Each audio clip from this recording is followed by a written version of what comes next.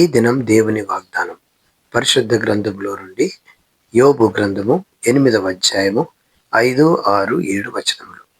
నీవు జాగ్రత్తగా దేవుని వెతికిన ఎడల, సర్వశక్తుడగు దేవుని బతిమాలు కొని ఎడల, నీవు పవిత్రుడవై యథార్థవంతుడవైన ఎడల, నిశ్చయముగా ఆయన నీ యందు శ్రద్ధ నిలిపి నీ నీతికి తగినట్లుగా నీ నివాస స్థలమును వర్ధిల్ల చేయును. అప్పుడు నీ స్థితి మొదట కొద్దిగా ఉండినను తుదకు నీవు మహాభివృద్ధి పొందుదువు. దీని మీనింగ్ ఏమిటి అంటే, దేవుడు మన ఎడల ఒక ప్రణాళిక కలిగి ఉన్నాడు.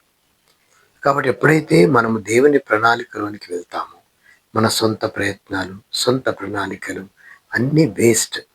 ఎందుకొరకంటే మనం ఎన్నో ఇప్పటివరకు చేసుకున్నాం, అందులో ఏది కూడా ఫలభరితంగా లేదు. కానీ దేవుడు చెప్పే మాటలు విని దాని ప్రకారంగా నడిచే ఎంతోమంది భక్తులను, ఎంతోమందిని మనం చూసాం.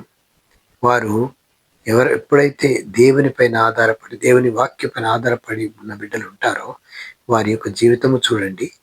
దేవునిపైన ఆధారపడకుండా ఉండే బిడ్డల యొక్క జీవితాన్ని మీరు చూడండి. కాబట్టి ఇక్కడ డైరెక్ట్గా దేవుడు ఏం చెప్తున్నాడంటే, నీవు జాగ్రత్తగా దేవుని వెతికినడలా.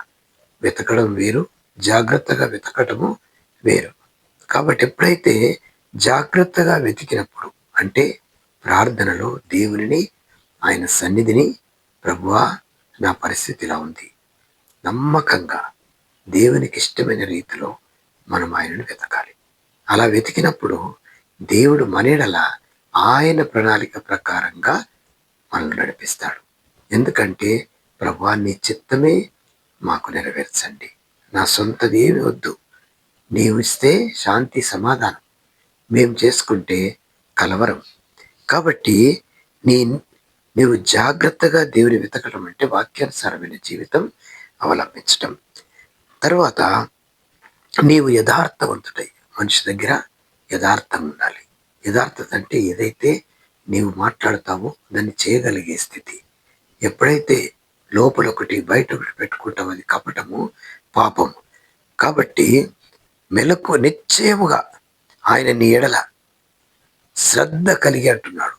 నీవు మాట్లాడే మాట, తలంచే తలంపు, చేసే క్రియలు అన్నీ కూడా దేవునికి ఇష్టమైనవిగా ఉన్నప్పుడు నీ ఎడల ఒక ప్రణాళిక ఉంది కాబట్టి ఆ ప్రణాళిక ప్రకారం నిన్ను నడిపిస్తాడట.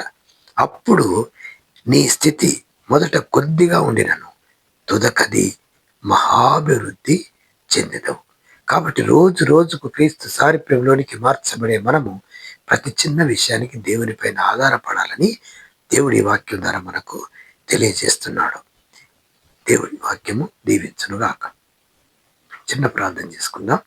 ప్రేమ నమ్మకమైన తండ్రి, ప్రతి చిన్నదానికి దేవునిపైన ఆధారపడి మనము దేవునికి చెప్పి చేసిన ఎడల దేవుడు తప్పకుండా మన ఎడల ఒక ప్రణాళిక కలిగి ఉన్నాడు. ఆ ప్రణాళిక ప్రకారంగా మనం తీసుకువెళ్ళినప్పుడు మనకు శాంతి సమాధానం ఉంటుంది. యేసు నామములో ప్రార్థించి వేడుకొనుచున్నాము తండ్రి, ఆమేన్.